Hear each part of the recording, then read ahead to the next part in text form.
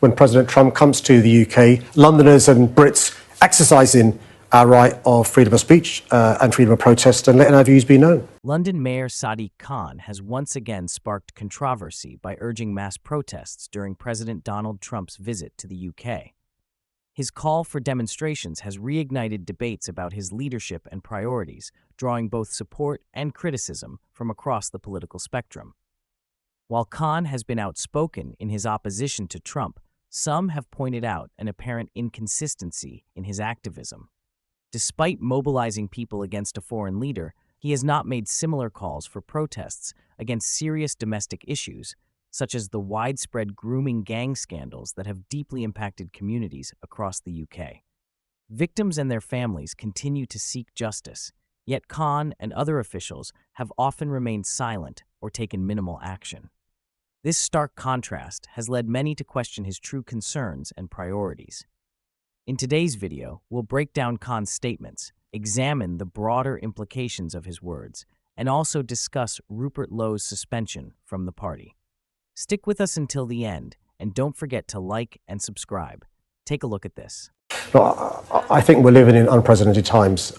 In my adult life, I've not seen what I've seen in the last few years. Russia invading Georgia, annexing Crimea 3 years ago, again illegally invading Ukraine. What does Russia want? Russia wants the USA to be disentangled from Europe, to leave NATO.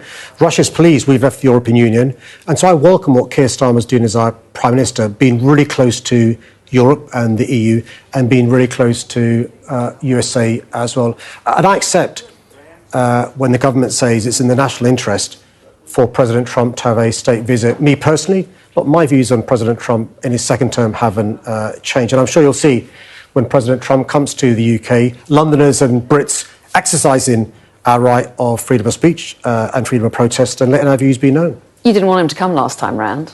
Well, I think my views on President Trump are known by everybody. They've not changed in his second term. And unlike the views of Vice President J.D. Vance, we do in fact have free speech in this country, which includes the right to protest. And I expect you'll see Londoners and those across the country letting their views be known loud and clear if and when President Trump comes. In other news, Rupert Low has been suspended from the Reform Party and had the whip removed following accusations of serious bullying and 2 alleged threats of physical violence.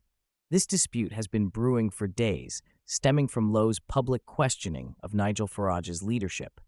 As a result, he has now lost the whip and faces suspension. The Reform Party has released a statement, which we will review shortly. Meanwhile, the complaints, including allegations of derogatory remarks about women and references to a perceived disability, have been referred to parliamentary authorities. Low has also been accused of making threats of physical violence against Reform UK Chairman Zia Yusuf on 2 separate occasions. Both Yusuf and the party's chief whip, Lee Anderson, confirmed that an independent King's Counsel is leading an investigation. They also stated that Low has so far refused to cooperate with the probe. In their statement, they expressed regret over having to disclose that 2 female employees had filed complaints of serious workplace bullying against Low, one from his parliamentary office and the other from his constituency office. They emphasized their duty of care toward all staff and reiterated that evidence of workplace bullying, targeting of female employees, and discriminatory remarks had been presented. Despite this, Rupert Low has taken to social media in the past hour to push back strongly against these claims. He described Reform's allegations as untrue and false, insisting there is zero credible evidence against him. He claimed to have fully cooperated with the KC assigned to the investigation and criticized the party's handling of the situation. Low stated that the KC herself was dismayed by Reform's public statement, noting that no evidence had been presented to her. In his response, Low denied making any derogatory comments about women or those with disabilities and accused the party of acting maliciously. He suggested that the allegations surfaced conveniently after he raised concerns about Reform's structure and communication. He further claimed that he had been excluded from meetings, policy discussions, and press conferences, despite repeatedly pushing for better organization. Low urged his supporters to remain with the party, emphasizing that reform must focus on winning the next election. He criticized the party's leadership for spending members' fees on costly legal proceedings against its own MPs and maintained that the complaints against him were baseless.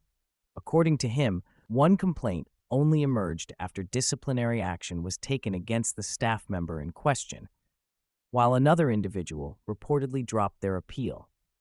Calling the accusations an attempt to silence constructive criticism, Lowe asserted that he would not back down and demanded credible evidence to support the claims against him.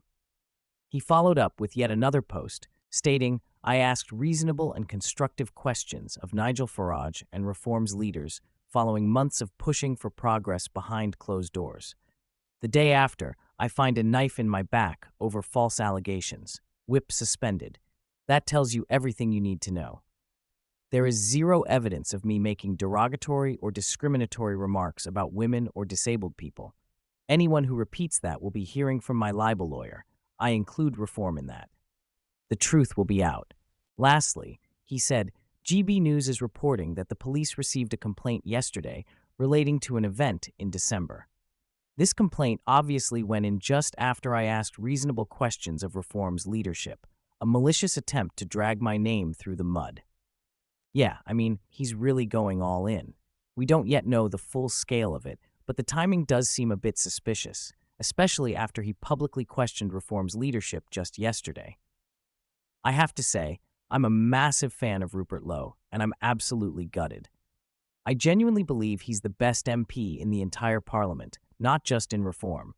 In my opinion, he has the credentials to one day be Prime Minister, and losing him would be a huge blow to the party.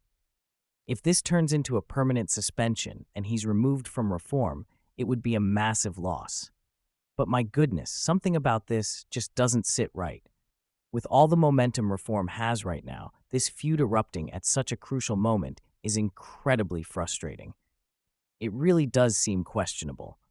I feel for Rupert Lowe because I'm a big supporter of his. Of course, if these allegations were true, that kind of behavior wouldn't be acceptable and should be addressed appropriately. However, this is something that should have been handled behind closed doors, not played out in public for the world to see. Honestly, I'm really disappointed by the whole situation. But what do you think about everything we've discussed today? Let me know in the comments below, and don't forget to hit the like button and subscribe for more British content.